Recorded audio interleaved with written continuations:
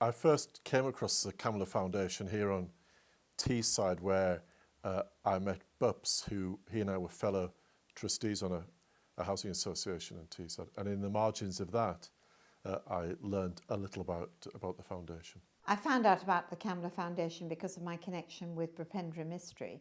We'd served on a committee together, and he told me, A, his plans about it, and B, kept me in touch with what was going on with it, and that's how I became involved. Well, I'm aware that the work of the foundation is life-changing, and particularly some of that stuff about water. In fact, both my grandsons have been involved in this through charities that they've been involved in India. And of course, it can make the most significant difference, not just to individuals, but to whole communities. And I think that's what the foundation is doing, and I hope will continue to do. The thing that attracted me to the Kamla Foundation is that I've been involved in charities for quite a few years. I ran Bernardo's, which was the biggest children's charity in the UK, a big organisation. I'm a chair of a charity called the Brain Tumour Charity now. The thing that I like about the Kamla Foundation is that it's very direct. There's Bups and his wife. There isn't an office, there isn't any administration. When you give money to the foundation, it's spent in India. You can see what happens to it. And there's something very personal about it. The work they do is incredibly engaging. Its effect on communities is evidently profound. I think it's quite a special organisation.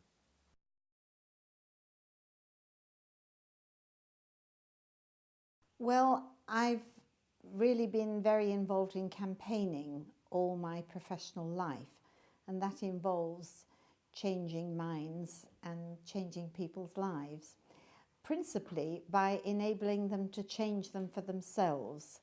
And that, I think, is what the ethos of the foundation is.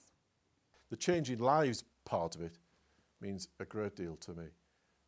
The main thing that my wife and I have been involved in is to celebrate the birth of our grandson, who's born in the UK to the same sort of privilege that you and I enjoy. Rather than buy him the traditional silver cup or whatever, we paid for a well to be built in a village called Piliantal in India. Actually, that didn't cost, well, it cost a fraction of what I've just paid for a car. And that will change lives in such a fundamental way. It's quite incredible.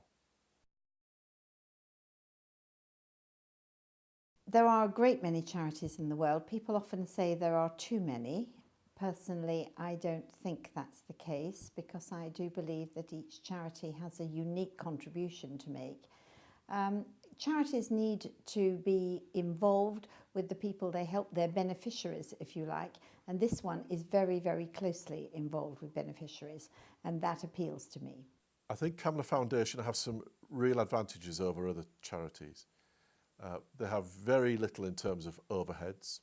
They utilise voluntary work, their expenses are very low, and their work is very direct. I think that you can plot the way that money is spent, the way it affects families and communities in India in a very special way. I think the real challenge for British charities is sometimes to see what happens with the money that is given to them, because there's such a long line between the donor and something which happens to perhaps a family or someone who's ill at the end of it. That line with the Kamla Foundation is very short. You spend your money, you can see an effect in a community in India.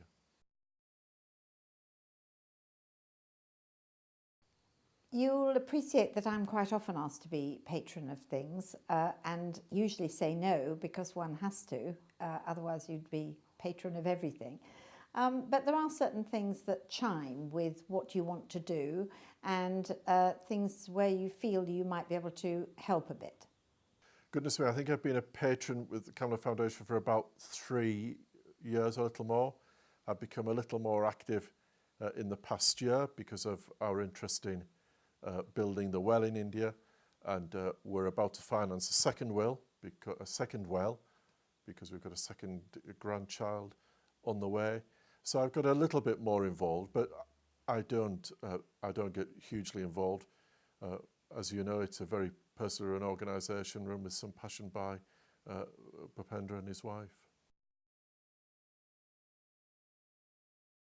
The thing that interests me the most about the Kamla Foundation is the fact that it deals with disadvantage, but in the developing world.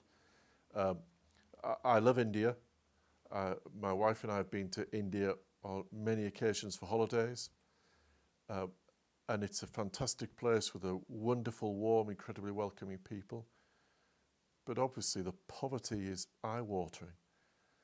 The amount of begging on the streets, the poverty of some communities. And I think, frankly, if you see that and you don't feel that we in Britain should share a bit of our affluence with a community like that, there'd be something very wrong. And the Kamla Foundation facilitates that. It facilitates a modest transfer of a bit of affluence that we can afford to communities which desperately need it.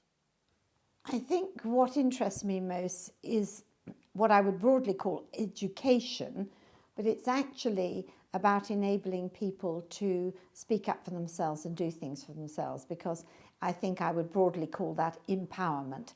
And that's what interests me. It's what interests me in my work in the House of Lords. It's what's interested me all my life working in charities, and it's what interests me here. I think the progress made has been really quite extraordinary. One always feels that charities, when they start up, have to be patient about the progress they're going to make, and particularly about the difference they're going to make. This one has had an extraordinary record in a very short time, and I think everyone involved should be very proud of that.